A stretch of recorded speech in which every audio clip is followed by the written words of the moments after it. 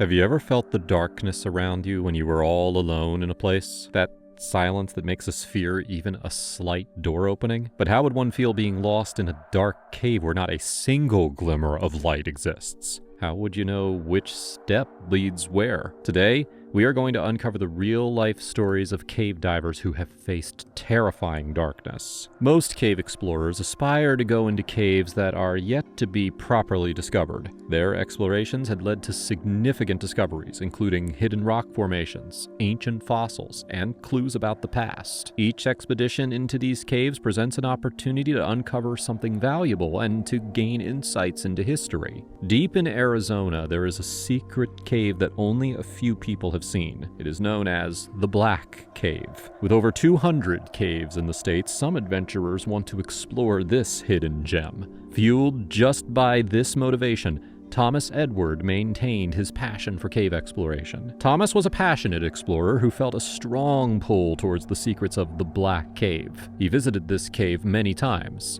and his curiosity about the hidden wonders inside grew even more with each visit. But what made Thomas enter the Black Cave, surrounded by the vast desert and far from everyone? Was he looking for something special, or was he just excited to explore the mysteries hidden in the cave's dark walls? The Black Cave, also known as the Cave of the Bells, has several unique features that set it apart from other cave systems in Arizona. One of its distinctive characteristics is its complex network of passages, which is more extensive than many other caves in the state. Suppose we compare it with the most popular caves, like Kartchner Caverns, the most visited cave system in the state, which has caverns around 150 to 160 feet below ground level. Colossal Cave Mountain Park, another well-known cave system, has caves around 70 feet below the surface. The mysterious Black Cave, formed from limestone, is a fascinating place filled with unique rock formations. Many explorers are drawn to its dark entrance to find what is inside. In April of 1995, Thomas decided to explore the Black Cave alone. Confident from his previous visits with friends, he believed that he could easily navigate the Black Cave alone. Before setting off, he did some light preparation. He packed a small backpack with essentials like water,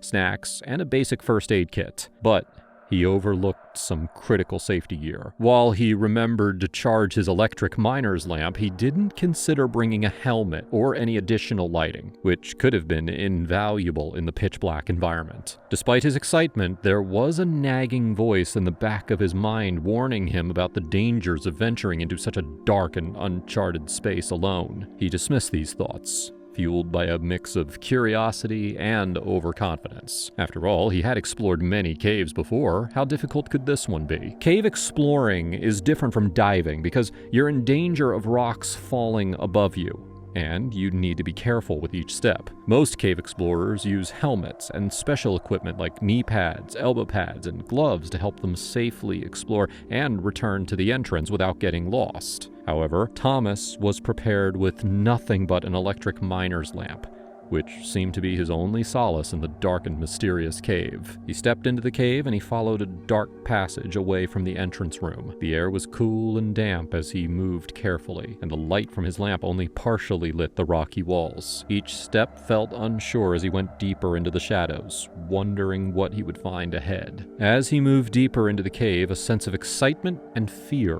grew inside him, urging him to keep going. About an hour into his adventure, Thomas left the main path and he crawled through a small opening into a part of the cave that had never been explored before. Initially, he felt excited, but soon he realized he had gone too far. The light from his lamp flickered as he moved deeper, and he lost track of where he had come from. Panic began to set in as he searched quickly for a way back, feeling the darkness closing in around him. With each step, he hoped to find the familiar path to the entrance room of the cave, but all he saw were shadows and more dark passages. Suddenly, Thomas's lamp failed, leaving him in complete darkness. In a rush, he abandoned the lamp in the passage and tried to make his way out using matches and burning pages of a book for light. The small flicker of each page provided only a brief glow, making it hard to see. With every step, he felt more anxious, knowing that he had to find his way back before the matches ran out. The darkness in the cave was unlike anything Thomas had ever faced. Even if he had had a flashlight, it wouldn't have been enough to penetrate the thick gloom that surrounded him. Experienced cave explorers often relied on powerful, heavy-duty UV lights that could illuminate larger areas and withstand damp conditions. In such deep darkness, shadows seemed to swallow everything, making it easy to lose track of direction and time. Thomas now understood that without a reliable light source, navigating the cave would be nearly impossible. In an effort to keep moving, he continued to search using the brief light from each match. With every flicker, he took a cautious step forward, fearing that he might fall into something. When he ran out of matches, he started leaving various objects in the passages to mark his route, a technique that had helped many people before him. By placing items at intervals, he created a trail he could follow back, hoping these markers would guide him if necessary. Eventually, he climbed down into a narrow fissure about 4 feet deep. At first, he felt this might be the way to go, but he soon realized that things were even worse. He was stuck, unable to move forward or backward. After more than 14 hours without any sign of Thomas returning from his solo trip, his wife began to worry. As the hours passed, she sensed that something was wrong. With each minute, anxiety gnawed at her, and she could no longer wait. Fearing the worst, she made her way to the police station. She reported him missing there, but she needed to figure out exactly where he had gone. She informed the officers that he often spent his time exploring caves and hoped that law enforcement could help find him before it was too late. As the sun began to set, the need to find Thomas grew stronger, pushing the officers to gather their gear and plan for the search ahead. About 24 hours after the missing person report was filed, authorities located Thomas's vehicle parked at the entrance of Black Cave, along with several smaller caves nearby. The discovery brought a mix of relief and concern to his wife, who hoped he might still be inside, exploring as he often did. Officers began organizing a search of the area, knowing time was crucial. The urgency to find him grew with each passing moment as they prepared to venture into the caves he loved. The search teams combed through the area surrounding Black Cave, and their efforts led to a significant discovery. Thomas's shirt and sunglasses were found in the entrance room of the cave. This finding intensified the urgency of the search, as it indicated that he had been there recently. Local search and rescue teams went into the cave multiple times to find more signs, but their lack of familiarity with its intricate layout hindered their efforts. Despite all their efforts, they struggled to locate the crucial openings that might lead deeper into the cave system, including the passage to the main part of the cave, where Thomas was believed to have gone. Compounding the problem, cavers, who had the skills needed to navigate the cave's tricky layout, were never called to help with the search. This was a big mistake, because experienced cavers could have shared useful tips and techniques for safely exploring the tunnels. Their knowledge might have made it easier to find Thomas quickly. As time went on, the lack of specialized help became a major worry for his wife and the search teams, who felt increasingly anxious about locating him in the dark, winding passages of the cave. Unfortunately, they couldn't find Thomas or any clues about his exact location. However, nearly 2 years after his disappearance, something unexpected occurred that reignited hope in the search for his body and answers about what had happened to him. On December 14, 1996, Bill Graff, Elizabeth Robb, and Dale Green entered the cave, eager for adventure. This was Graff's second trip, and he confidently led the way, knowing some of its twists and turns. The group was well prepared and equipped with all the necessary gear, including helmets, headlamps, and climbing ropes. They felt excited to explore new areas and see the cave's natural beauty. Each step brought them closer to the cave's main chamber, but they were unaware that their journey would soon connect with the search for Thomas and the answers about what had happened to him. About an hour into their trip, Bill, Elizabeth, and Dale came across burned pages and matches lying in the passageway. As they approached it, they noticed that both the matches and the book had been completely burned. The sight sent a chill down their spines as they couldn't help but wonder how long the matches had been there and what had happened in this remote part of the cave. This unexpected find felt like a clue, linking them to something mysterious and deepening the intrigue of their exploration. About 8 feet further down the passage, the group stumbled upon a wheat lamp, but it was inoperative. Its presence added to the eerie atmosphere, raising more questions about who had been there before. Nearby, in a side passage, they discovered a disturbing assortment of items: a set of keys, the insole from a shoe, a torn trash bag, some clothing ripped into strips, and a straw. Each item felt like a fragment of a story waiting to be uncovered. They thought that the scene was strange, but they decided not to investigate further at that moment, feeling a mix of curiosity and unease. Instead, the cavers continued their journey deeper into the cave, excited to explore more of its hidden wonders. Hours passed as they moved through the winding passages, admiring the unique rock formations and underground beauty. When they started to head back, they returned to the area about 3 hours later.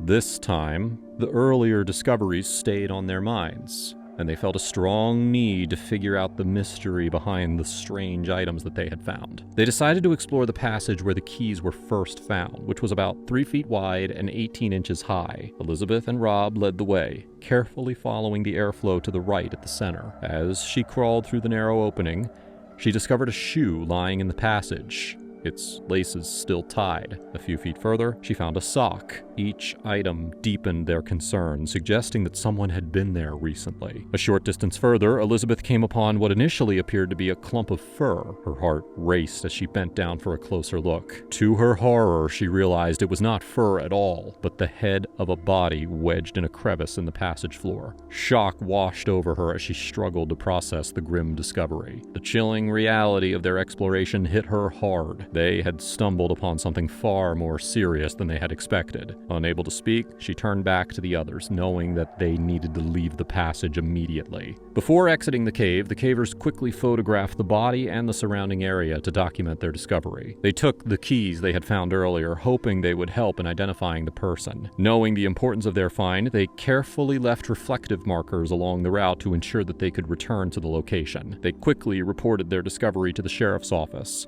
and authorities responded promptly, sending a deputy to accompany them back to the site for a preliminary investigation. When they arrived, the deputy examined the area. Meanwhile, Elizabeth and Rob took more photographs to document the scene. The deputy looked around carefully, noting the shoe, the broken lamp, and other items that they had found in the first part of the cave. These pieces of evidence were crucial for the investigation. After gathering the evidence, they left the cave and they quickly updated the authorities to start the rescue and recovery operation. A body recovery operation was soon initiated, and the cavers who had made the initial discovery volunteered to assist. Understanding the importance of the situation, they were eager to help in any way they could. Authorities called in additional experienced cavers from outside the county to aid in the recovery effort. However, the operation faced significant challenges due to the tight passages and the condition of the body, which had mummified over time. The dry air and lack of moisture in the cave had caused the body to lose its moisture, preserving it in a way that made recovery more difficult. As a result, the team had to be extra careful while handling the body, knowing that it was fragile after staying so long in the cave. It required 3 additional trips into the cave until they finally got the body out of the cave.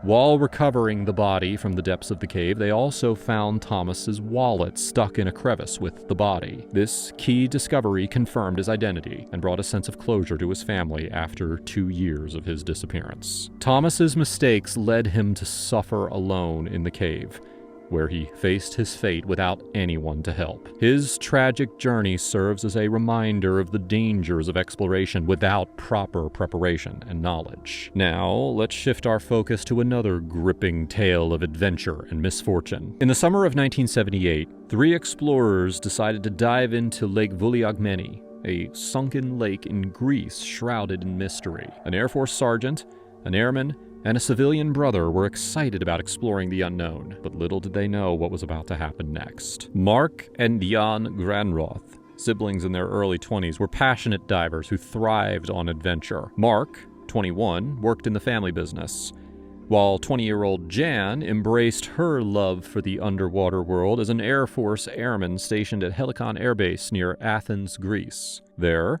she formed a close friendship with Air Force Sergeant Donald Mell, a certified cave diving instructor who shared her enthusiasm for diving. Mark Granroth had been feeling stuck in his routine, working tirelessly in the family's paint contracting business. So, when his sister Jan suggested he visit her in Greece, he jumped at the opportunity. In early September of 1978, Mark arrived in Greece, eager to reunite with his sister and break away from the monotony of his daily life. Jan was thrilled to have her brother visit, and took him on a tour of historical places in Greece. As they explored the ancient ruins and scenic landscapes, they both couldn't help but share a similar thought. They missed diving. The rush of discovering hidden treasures and the sense of adventure that came with it had been missing from their lives for too long. The Granroth siblings were intrigued, and they decided to plan a diving trip to Lake Vouliagmeni. Sergeant Donald Mell, Jan's friend, offered to join them, and they set a date for the following weekend. Lake Vouliagmeni is a captivating natural wonder steeped in history that dates back to ancient times. Located 25 kilometers southeast of Athens, this small, brackish water lake was formed when the roof of an underground cave collapsed. Its unique ecosystem is sustained by underground currents from Mount Hymettus,